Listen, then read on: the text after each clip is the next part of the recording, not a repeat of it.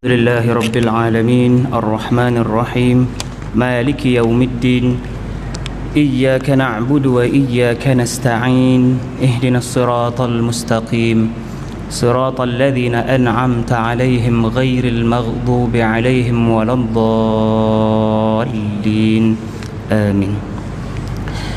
بسم الله والصلاة والسلام على رسول الله وعلى آله وصحبه ومن نصره ووالاه. يا ربي لك الحمد حتى ترضى ولك الحمد إذا رضيت ولك الحمد بعد الرضا. يا ربي لك الحمد كما ينبغي لجلال وجهك وعظيم سلطانك.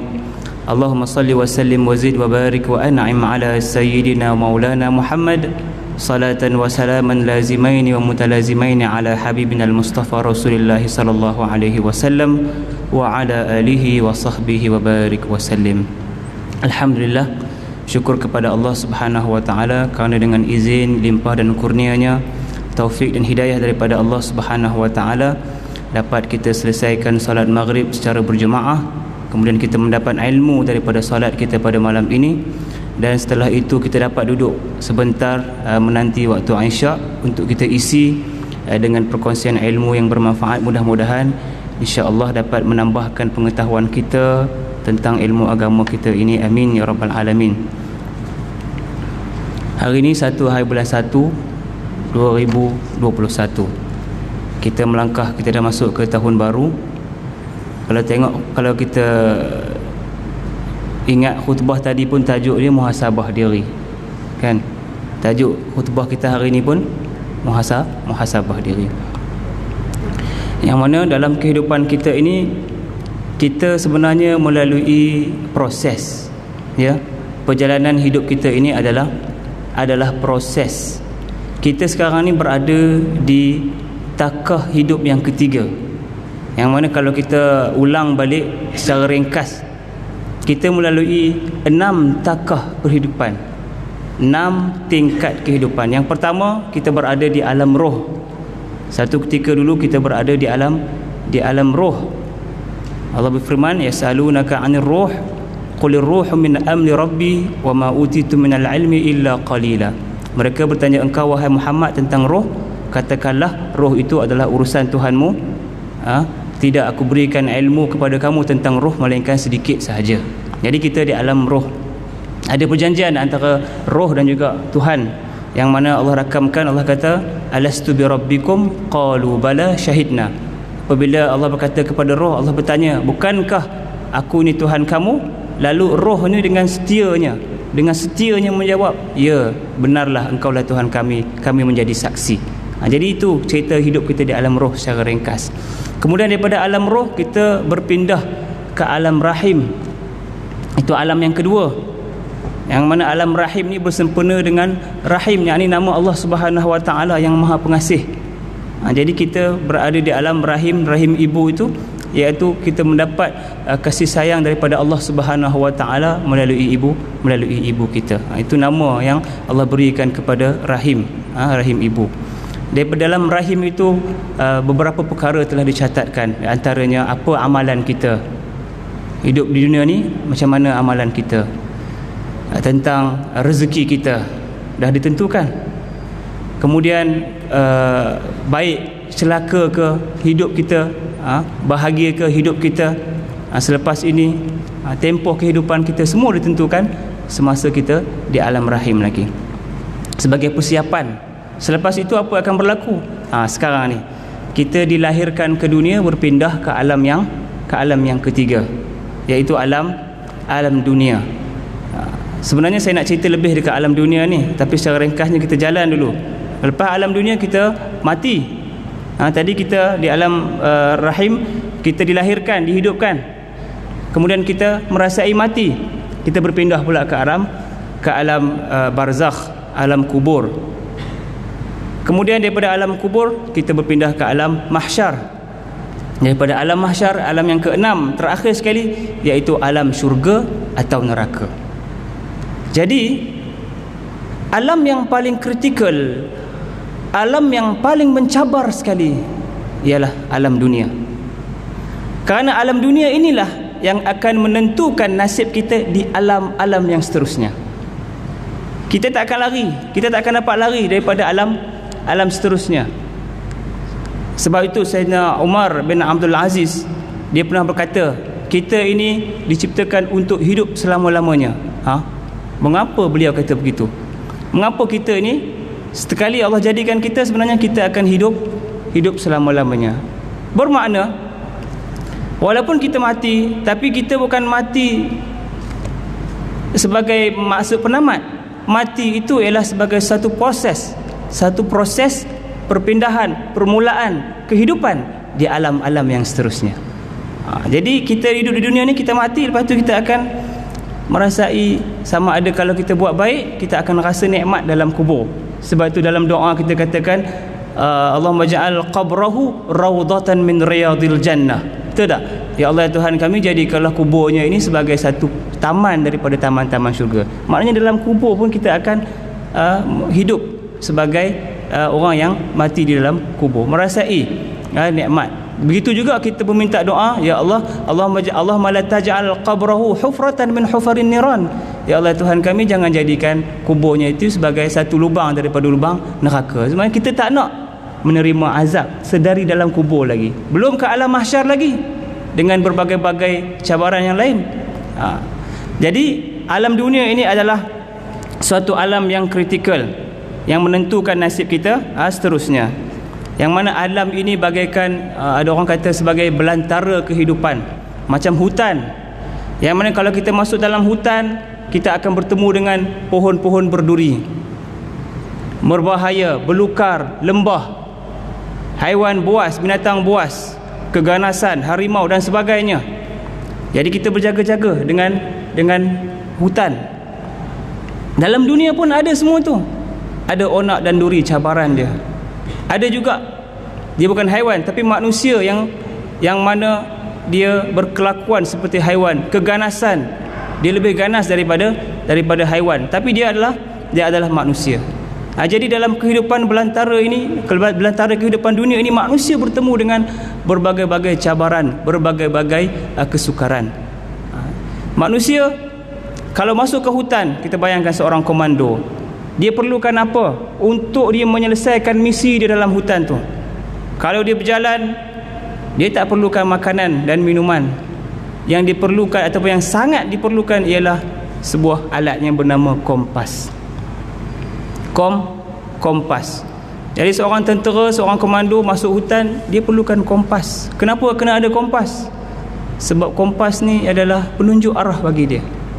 Ya, untuk dia sama ada menyelesaikan misi ataupun untuk ia keluar daripada belantara hutan tadi. Untuk ia keluar daripada hutan. Kalau makanan dan minum itu semua benda yang boleh dicari. Tapi kalau tak ada kompas, tak adalah arah tuju untuk ia selesaikan misi ataupun untuk keluar daripada hutan itu. Begitu juga di dalam belantara kehidupan kita hari ini. Sepanjang kehidupan kita ini, kita pun memerlukan kompas walaupun kita bukan duduk dalam hutan.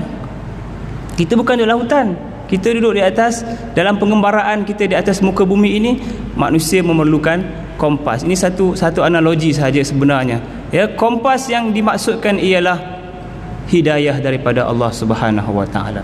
Jadi mukadimah tadi nak menggambarkan tajuk perkongsian pada malam ini, iaitu hidayah sebagai petunjuk dalam kehidupan kita. Kita sangat-sangat memerlukan hidayah daripada Allah Subhanahu Wa Taala untuk memimpin kehidupan kita. Kerana tanpa hidayah, kita macam komando dalam hutan tanpa kompas. Kita akan sesat, kita akan menyimpang daripada jalan kebenaran, akhirnya kita tak sampai kepada tujuan. Dan lebih parah lagi, tanpa hidayah, manusia akhirnya akan menemui penghujung yang tragis, iaitu ia akan dihumban ke dalam neraka. Kerana apa? Tanpa hidayah, macam-macam manusia akan langgar, macam-macam peraturan yang Allah tetapkan tetapi tidak diikuti, tidak dipatuhi, tidak dituruti. Jadi manusia sangat-sangat memerlukan kompas yang bernama hidayah ini untuk ia selamat, untuk ia sejahtera, untuk dia harmoni di dalam sepanjang perjalanan di hidup ini, dan juga perjalanan dan pengembaraan dia selepas daripada alam dunia ini. Dan untuk perkara itu sebenarnya Allah suruh kita minta kepada Allah Subhanahu Wa Taala setiap hari. Bukan setahun sekali, bukan sebulan sekali, bukan seminggu sekali, tetapi setiap hari kita minta kepada Allah. Sedar tak sedar kita minta, sedar atau tidak kita sudah minta kepada Allah Subhanahu Wa Taala sebanyak 17 kali setiap hari. Itu satu perintah daripada Allah Taala apabila kita membaca suratul Fatihah. Kita sebut ihdinas siratal mustaqim. Ya Allah Tuhan kami, tunjukilah kami jalan yang lurus. Ihdina tu hidayah. Maknanya kita minta petunjuk, kita minta pimpinan daripada Allah Subhanahu Wa Taala sebanyak 17 kali. Kita kena akui memang kita minta. Seperti mana kita minta rezeki, kita minta sihat, minta apa semua. Hakikatnya seluruh itu terangkum dalam doa kita. Kita minta petunjuk Allah sebanyak 17 kali setiap hari. Jadi itulah dia hidayah yang kita minta daripada Allah Subhanahu Wa Taala, petunjuk, pimpinan daripada Allah Subhanahu Wa Taala. Dalam kehidupan ini sebenarnya semua orang, semua makhluk, bukan orang Islam saja, semua makhluk telah diberikan hidayah oleh Allah Subhanahu Wa Taala. Kalau kita nak hitung alam tadi ataupun takah kehidupan manusia, saya dah sebut kita ada 6 tadi. Alam roh, alam rahim, alam dunia, alam barzakh, alam mahsyar dan juga alam syurga atau neraka. Begitu juga dengan hidayah. Kita ada 5 hidayah sebenarnya dalam kehidupan. Orang selalu sebut satu je hidayah kan. Tapi sebenarnya kalau kita analisis lagi, manusia ini telah diberikan sejumlah hidayah. Sepaling kurangnya seseorang itu telah diberikan setakat 3 atau 4 hidayah.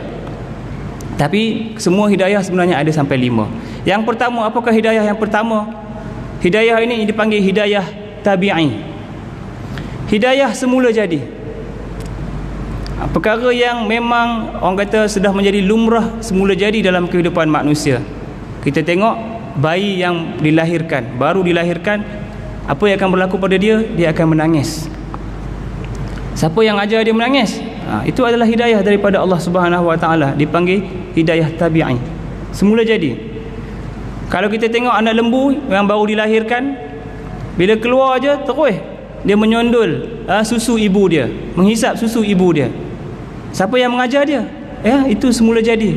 Dipanggil hidayah tabi'i, sunnatullah yang ditetapkan. Ini bukan kebetulan, sebaliknya ditetapkan oleh Allah Subhanahu Wa Taala dalam sunnatullah. Begitu juga kalau kita tengok penyu. Bila menetas dia daripada telur, keluar je daripada kulit telur ibu dia, dia terus berenang, merangkak dia menuju ke laut. Tidak pula ibu dia yang tolak bawa dia ke laut, tak. Sunnatullah. Jadi ini dipanggil hidayah tabi'i yang ada dalam makhluk ciptaan Allah Subhanahu Wa Taala. Kita berpindah kepada hidayah yang kedua. Apa hidayah yang kedua? Hidayah tabi'i ini sebagai asas kepada kehidupan, asas sangat, perkara yang paling asas. Hidayah yang kedua ialah hidayah khawas ataupun hidayah panca indera. Manusia diberi mata untuk melihat, mulut untuk merasa, lidah untuk merasa, telinga untuk mendengar, tangan, kaki. Jadi semua itu adalah panca indera yang dikurniakan oleh Allah Subhanahu Wa Taala untuk manusia merasai nikmat, merasai hidup ini. Dengan mata manusia dapat berjalan, melihat, berjaga-jaga, mengawasi diri, menjaga keselamatan diri dengan mata. Dengan telinga manusia dapat mendengar, dapat belajar, mencerap ilmu pengetahuan, dapat mempelajari bahasa. Kemudian dengan mulut manusia bukan setakat mampu makan, merasai makanan, kenikmatan, kelazatan makanan, manusia juga mampu mengungkap berkata-kata dan sebagainya. Begitu juga dengan nikmat panca indera yang lain. Itu semua adalah bagi tujuan manusia untuk merasai nikmat kehidupan ini. Tetapi mata, kita ambil contohlah, mata ini walaupun dia adalah panca indera ataupun hidayah panca indera daripada Allah Subhanahu Wa Taala, tetapi dia mempunyai batas. Dia ada had, dia ada sempadan dia. Dia tak akan dapat menjangkau jauh. Seperti kalau kita tengok bulan, kita dapat tengok je bulan, kita tak tahu apa pun yang ada di atas bulan. Jadi kita terhad, bulan bercahaya malam, siang tak ada. Setakat itu saja kita boleh memberi penjelasan tentang apa yang kita lihat dengan mata. Begitu juga kita tengok ombak. bagaimana ombak datang deru-deru di tepi pantai. Mata hanya dapat melihat, tetapi mata tidak dapat menjelaskan. Begitu juga telinga, apabila mendengar apa-apa cerita, telinga hanya mendengar saja. Telinga tak dapat menafsirkan kebenaran yang hakiki di sebalik apa yang dilihat dan di sebalik apa yang didengar oleh telinga. Jadi panca indera ini dia sangat terhad. Dia memerlukan kepada satu lagi hidayah yang tinggi. Hidayah yang ketiga yang dikurniakan oleh Allah Subhanahu Wa Taala kepada kita ialah hidayah akal fikiran. Sedar tak sedar, akal juga adalah satu hidayah panduan daripada Allah Subhanahu Wa Taala. Yang mana dengan hidayah akal tadi itu ia memberi nilai kehidupan kita. Memberi nilai. Kita dapat menjelaskan, dapat menafsirkan apa yang kita rasa. Bukan setakat sedap je, kita tahu pula dengan akal kita fikir ini rasa ini lebih garam, ini lebih apa, kita dapat describe, menjelaskan lagi apa yang kita rasa. Kalau kita tengok kaca, kita tengok permata, memang kita nampak sama saja di depan mata kita, tetapi kita dapat menjelaskan nilai dia. Ini kaca tak ada harga, ini permata ada harga.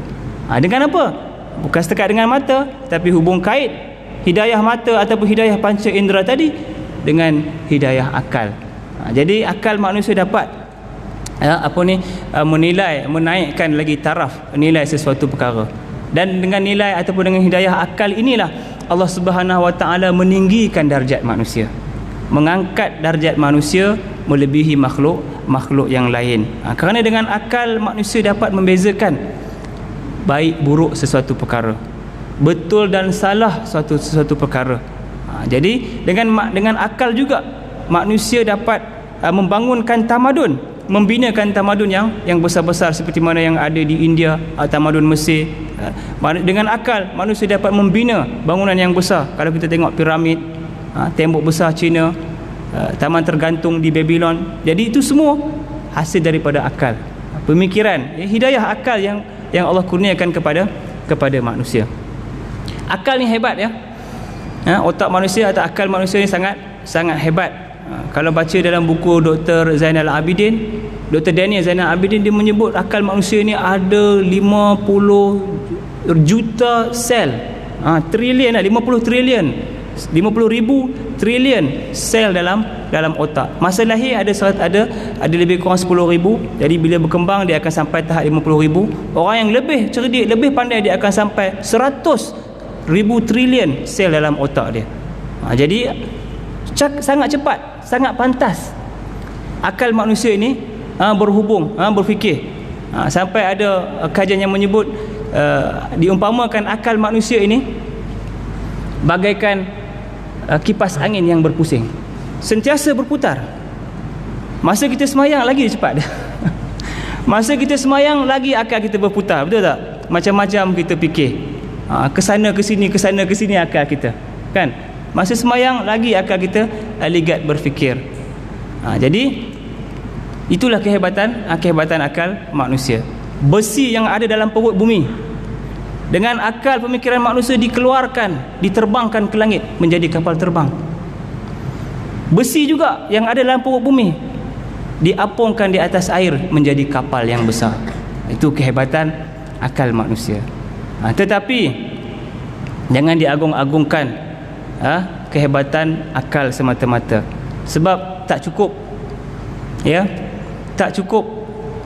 Akal tadi yang saya katakan dia seperti kipas yang berpusing-pusing itu, kalau tidak diikat sungguh-sungguh, kalau tidak ditambat betul-betul pada paksinya. Kipas, mana kipas? Tak ada kipas di sini. Kipas di sana. Kipas itu kalau kita tak tambat dia betul-betul dekat tiang, kalau kita tak ketatkan skru dekat tiang, apa akan jadi? Dia akan jatuh.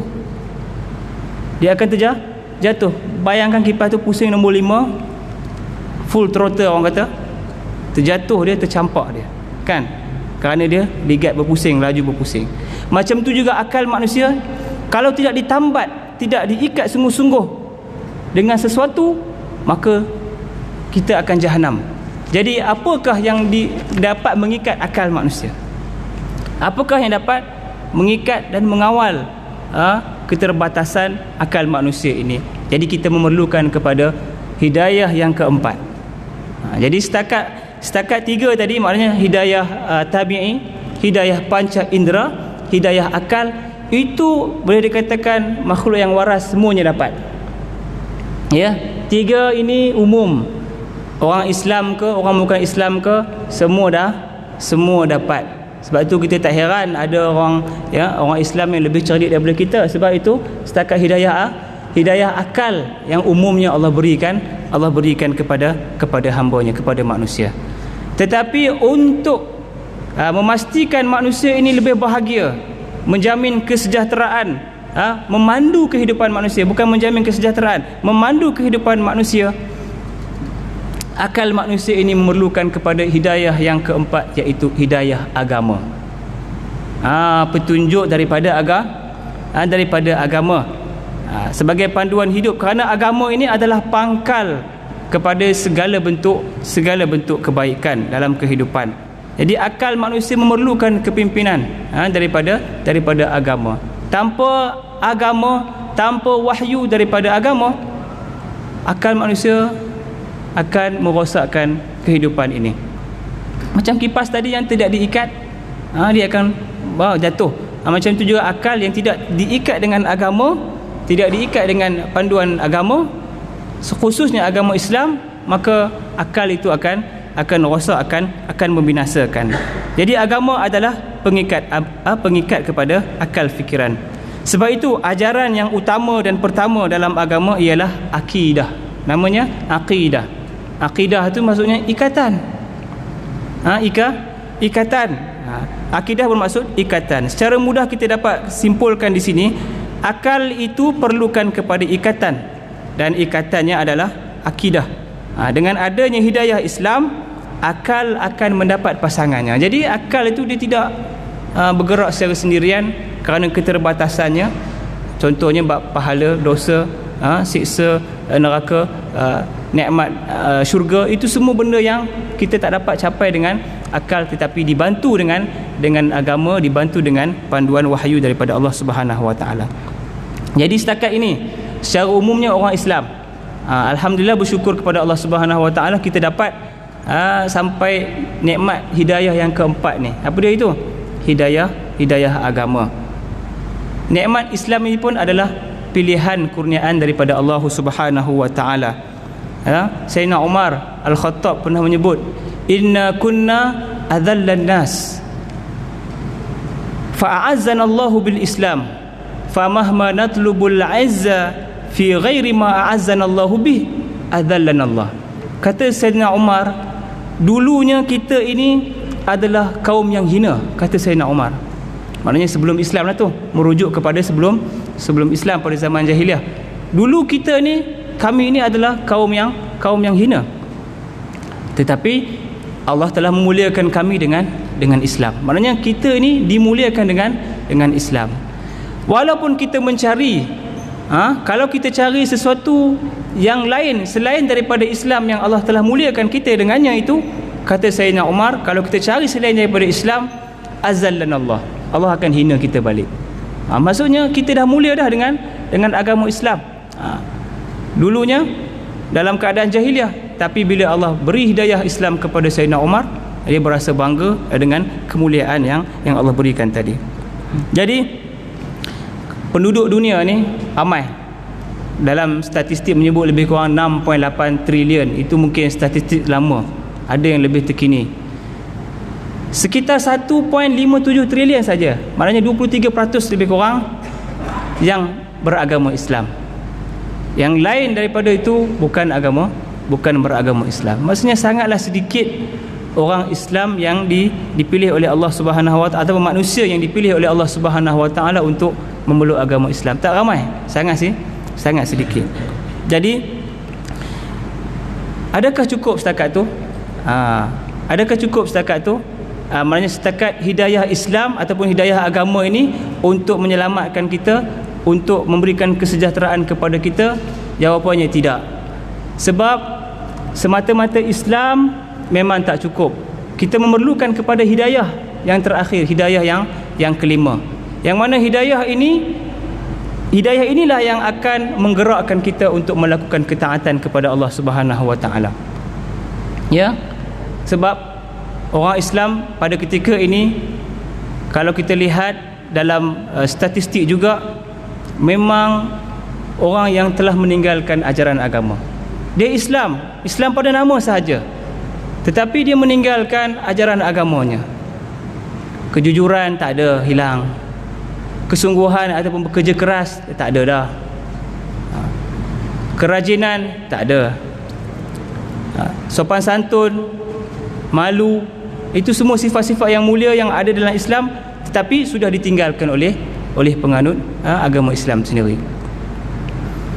Bahkan menyedihkan lagi, kalau lihat statistik berkenaan dengan jenayah juvana, peratus tinggi di kalangan umat Islam. Islam tu umat Islam pada nama dia, tetapi pada amalannya, pada kehidupannya, dia meninggalkan Islam. Jadi dia sampai takat tu je, sampai kepada setakat hidayah agama ataupun hidayah Islam. Jadi Allah kata, afatu'minuna bi ba'dil kitabi wa takfuruna bi ba'd. Adakah kamu nak beriman dengan sebahagian daripada kitab? Maknanya ikut separuh je, tinggalkan yang separuh. Maknanya buat setengah, tak nak buat yang lain. Sebenarnya tak boleh. Allah suruh kita udkhulu fis silmi kafah, masuklah dalam agama Islam ni seluruhnya. Maknanya kena buat semua. Kena buat semua. Jadi sampai setakat hidayah Islam ataupun hidayah agama tak cukup lagi. Belum cukup lagi. Kita memerlukan kepada hidayah yang terakhir ataupun hidayah yang kelima, yang dipanggil hidayah taufiq. Hidayah taufiq. Untuk memahami dengan mudah, kita kata hidayah taufik ni ialah seseorang itu dikira mendapat hidayah taufik apabila terjadi semacam muafakat ataupun persetujuan antara apa yang ditetapkan oleh Allah Subhanahu Wa Taala dengan apa yang dilakukan oleh seseorang hamba itu. Taufik ni maksudnya, hidayah taufik ni maksudnya apa yang ditentukan oleh Allah bersama ataupun bersepakat dengan apa yang dilakukan oleh hamba. Kadang-kadang kita buat benda lain, Allah kehendaki benda lain, tapi manusia itu buat benda lain. Jadi dah tak sepakat di situ. Tapi yang kita nak yang kelima ini ialah hidayah, maksudnya hidayah yang disepakati, yang berlaku persetujuan antara apa yang ada dalam hati kita dan apa yang dikehendaki oleh Allah Subhanahu Wa Taala. Secara mudahnya kita nak kenal, adakah kita ini sudah mendapat hidayah taufik ataupun tidak. Kita ada lebih kurang 4 atau 5 ciri-ciri dia. Yang pertama, orang itu apabila dia dapat memahami ilmu pengetahuan. Yang pertama, dia dapat memahami ilmu. Nak faham ilmu, mau tak mau mesti belajar dululah. Kena belajar, maknanya kena ada keinginan untuk belajar. Mengambil pengetahuan daripada ilmu, kemudian dia memahami ilmu itu. Sebab kefahaman ini benda yang penting. Bila faham betul-betul apa yang dipelajari, maka itu akan membawa kepada amalan yang tepat, amalan yang betul. Ada orang belajar tetapi dia tak faham dengan kefahaman yang betul, maka lahirlah amalan yang salah, perbuatan yang salah. Kesan daripada dia tidak faham tentang ilmu itu dengan kefahaman yang betul. Dan bab faham ilmu ni pun Nabi menyebut, man yuridillahu bihi khaira yufaqihu fid din. Siapa yang Allah kehendaki pada dirinya tu kebaikan, diberi kefahaman tentang ilmu agama. Maknanya kita boleh semak, kalau kita nak tahu kita ni Allah nak kita jadi baik atau tidak, kita dapat memahami ilmu agama itu dengan baik. Jadi memahami ilmu agama itu petanda Allah nak kita jadi baik. Itu yang pertama, faham ilmu. Yang kedua ialah melakukan ketaatan. Itu tanda Allah beri hidayah taufik kepada kita. Maknanya ada keinginan untuk melakukan ketaatan. Hasil daripada pemahaman tadi, faham ilmu bukan faham sahaja tak cukup, faham kena buat pula, kena amal, kena lakukan, kena melaksanakan apa yang difahami. Sebab ilmu ni, ketaatan kepada Allah Subhanahu Wa Taala ni adalah benda yang berat. Nak buat ketaatan ni benda yang berat. Kenapa berat? Kerana hawa nafsu tak suka. Solat, nafsu tak suka. Baca Quran lama-lama, hawa nafsu tak suka. Belajar banyak, hawa nafsu tak suka. Itu hawa nafsu. Bila ada rasa tak suka pada ketaatan tu, maksudnya itu hawa nafsu kita tu, kita kena perang dengan dia. Sepotong syair menyebut khairun nafsi mukhalafatuha wa syarrun nafsi ta'atuha. Sebaik-baik hawa nafsu ataupun sebaik-baik jiwa ialah apabila kita boleh berselisih dengan dia. Nafsu kata ke sini, kita ke sini. Itu baik, bagus. Tapi sejahat-jahat nafsu ialah apabila nafsu kata ke sini, kita follow dia. Itu jahat. Sebab nafsu dia akan bawa, dia akan cenderung ke arah kejahatan. Sebagai panduan. Tetapi orang yang diberi hidayah taufik, dia rasa ringannya diri untuk melakukan ketaatan kepada Allah Subhanahu wa taala. Yang ketiga, tanda orang yang diberi hidayah taufik ialah ia membenci akan dosa. Benda tu dosa, dia tak suka, dia takkan berkompromi dengan dosa. Dia benci sangat dengan dosa. Contohnya, benda yang biasa, orang anggap biasa tapi sebenarnya berdosa, iaitu melihat aurat wanita. Orang yang mendedahkan wanita yang mendedahkan aurat. Biasa sebab memang masyarakat kita bercampur dengan berbilang kaum, berbagai-bagai budaya, maka timbullah berbagai-bagai fashion pakaian. Kita jalan setiap hari, nampak terserempak, bukan cari, terserempak. Kalau boleh elak, kita mengelak, kan? Kita jalan, kita nampak pemandangan yang haram, kita pusing. Okey.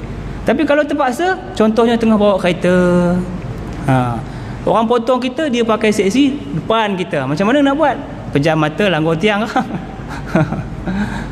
Jadi kita membenci dengan hati. Tak dapat tidak, kita kena tengok depan. Kita mesti tengok depan. Mana boleh bawa kereta tengok ke sini, sebab tak nak tengok orang, kan? Tak boleh. Tengok depan, tapi dalam hati istighfar berserta kebencian kita terhadap apa yang kita lihat. Sebab apa? Orang yang ada hidayah taufik ni, dia sangat merasa jijik dengan dosa. Nabi SAW menyebut, orang yang beriman melihat dosa itu bagaikan dia berada di bawah bukit dan bukit itu nak hempap dia. Itu satu metafora yang Nabi buat. Maksudnya dosa tu benda yang beban, benda yang berat yang akan menghempap dia. Manakala orang yang berdosa pula, orang yang suka buat dosa, dia lihat dosa itu bagaikan seekor lalat yang hinggap di hidung. Maksudnya dia meremehkan dosa. Biasa je, dosa tu biasa. Jadi kita tak nak macam tu. Orang yang dapat hidayah taufik, dia kenal diri dia apabila dia tak suka buat dosa. Dia tak suka terlibat berkompromi dengan apa-apa jua jenis dosa. Jadi itu tanda yang ketiga. Yang keempat, ia merasai kemanisan dalam beramal. Seronok. Kalau ajak pergi mengaji, dia seronok. Dia rasa manis, dia rasa asyik sangat. Kalau solat, dia rasa seronok nak duduk solat lama-lama. Kita solat panas pun lari, kan? Itu tanda kita belum dapat hidayah taufik. Kalau baca Quran, nak baca Quran daripada malam sampai pagi sebab rasa seronok, menyebut kalam Allah Subhanahu wa taala. Jadi Nabi SAW pun menyebut tentang perihal orang-orang yang diberikan hidayah taufik. Nabi menyebut, hubbiba ilayya minad dunya an-nisa'u wat-tibu wa ju'ila qurratu 'aini fis shalah. Aku sukakan dunia kerana 3 perkara. Yang pertama, Nabi suka an-nisa, wanita. Yang kedua, at-tib. Tib tu wangi-wangian, minyak wangi. Yang ketiga, Nabi sebut dijadikan sebagai penyejuk mataku, penyejuk hatiku dalam sembahyang. Nabi suka sembahyang. Kerana sembahyang itulah yang akan menjaga hidayah taufik dalam kehidupan. Dan yang kelima, untuk kita mengenali diri kita ini, tanda-tanda sebagai orang yang diberi hidayah taufik oleh Allah Subhanahu wa taala ialah dia diberi pertolongan oleh Allah Subhanahu wa taala dan bantuan oleh Allah Subhanahu wa taala. Orang yang mendapat hidayah taufik ini, apa sahaja yang nak dibuat dibantu oleh Allah Subhanahu wa taala, dipermudahkan oleh Allah Subhanahu wa taala. Kita kena minta kepada Allah Subhanahu wa taala. Nabi menyebut tentang perkara ini, Nabi kata, wa ma yazalu 'abdi yataqarrabu ilayya bin nawafil hatta uhibbuh fa idza ahbabtuhu kuntu sam'ahu alladhi yasma'u bihi wa basarahu alladhi yubsiru bihi, atau kama qala sallallahu alaihi wasallam. Nabi kata, sentiasalah hamba-Ku mendekatkan diri kepadaku dengan amalan sunat sehinggalah aku begitu mencintainya. Maknanya hamba kita ni, Nabi kata, dekatkan diri kepada Allah dengan amalan sunat. Apabila aku mencintainya, maka jadilah aku pendengarnya. Jadi bila Allah dah sayang kita, cinta kepada kita, Allah menjadi pendengar kita. Macam mana tu? Dia mendengar apa yang aku redha. Maksudnya kita ni bila dah ada hidayah taufik, dah tentu kita dengar apa yang Allah suka saja. Begitu juga aku akan menjadi penglihatannya. Maksudnya hamba yang mendapat hidayah taufik tadi, dia akan melihat apa saja yang Allah redai sahaja. Yang lain daripada tu dia tak lihat dan dia tak dengar. Jadi dalam kehidupan kita ini, kita nak sampai kepada hidayah yang kelima ini, hidayah taufik. Ada orang selalu menyebut, saya belum dapat hidayah lagi, saya belum dapat hidayah lagi. Tuan-tuan boleh jawab kepada dia pada hari ini, sekurang-kurangnya you dah ada 3 hidayah. Hidayah tabi'i, hidayah panca indera, hidayah akal. Kalau dia Islam, you dah ada hidayah yang keempat, iaitu hidayah agama. Cumanya bila tidak melakukan ketaatan, bila terjerbak dengan maksiat dan sebagainya, kita kehilangan hidayah yang kelima, iaitu hidayah taufik. Jadi bagaimana, last sekali, tinggal berapa minit lagi ni, sekitar 5 minit, kita bagaimana nak mendapatkan hidayah taufik? Yang pertama ringkasnya ialah kita mengamalkan apa yang kita tahu daripada hidayah Islam tadi, hidayah agama tadi. Sebelum ni lah, patah balik yang ke belakang, yang keempat tu, hidayah agama itu adalah sumber dia. Kita beramal dengan apa yang kita dah belajar daripada agama ini. Kita dah tahu tentang solat, dah tahu tentang zakat, dah tahu tentang puasa, dah tahu tentang zikrullah, dah tahu tentang menjaga pandangan, dah tahu tentang jujur, dah tahu tentang amanah dan sebagainya. Beramal dengan yang itu. Wajahidu fillah wajahidu walladzina jahadu fina lanahdiyannahum subulana. Allah kata, dan orang-orang yang bermujahadah, maksudnya bertungkus lumus, bersungguh-sungguh untuk mendekatkan diri kepada kami, kami akan hidayahkan, kami akan tunjukkan kepadanya jalan kami. Jadi Allah beri jaminan kepada kita. Itu nombor 1. Yang kedua, menggunakan seluruh hidayah yang Allah berikan tadi. Daripada awal, hidayah tabi'i, hidayah panca indera, hidayah akal. Gunakan semua hidayah-hidayah tadi itu untuk kita merenung kebesaran dan keagungan Allah Subhanahu Wa Taala yang terpampang di hadapan mata kita, yakni dalam alam semesta ini. Kita lihat oksigen, kita belajar, kita tengok sains. Sains memandu kita. Sains itu memandu kita untuk mengenal keagungan kekuasaan Allah Subhanahu Wa Taala. Apabila kita tengok oksigen memang tak nampak, tetapi oksigen kita sangat perlukan dalam kehidupan. Daripada mana terhasilnya oksigen? Daripada pokok-pokok. Sebab itu orang tua dulu pagi-pagi dia akan duduk bawah pokok. Sebab apa? Masa matahari naik tu, masa itulah pokok-pokok sangat banyak menghasilkan oksigen yang sihat. Jadi duduk bawah pokok menyedut segala oksigen yang ada masuk dalam badan. Sihat kehidupan, panjang umur mudah-mudahan. Jadi itu kalau oksigen saja. Pancaran cahaya matahari, berbagai-bagai lagi. Air hujan, ombak laut, angin, semuanya itu adalah ciptaan-ciptaan Allah Subhanahu Wa Taala yang mana kita dapat gunakan panca indera dan akal kita untuk berfikir, dan akhirnya membawa kepada hidayah taufik tadi. Yang ketiga, macam mana nak dapat hidayah taufik? Iaitu menghayati Al-Quran dan As-Sunnah.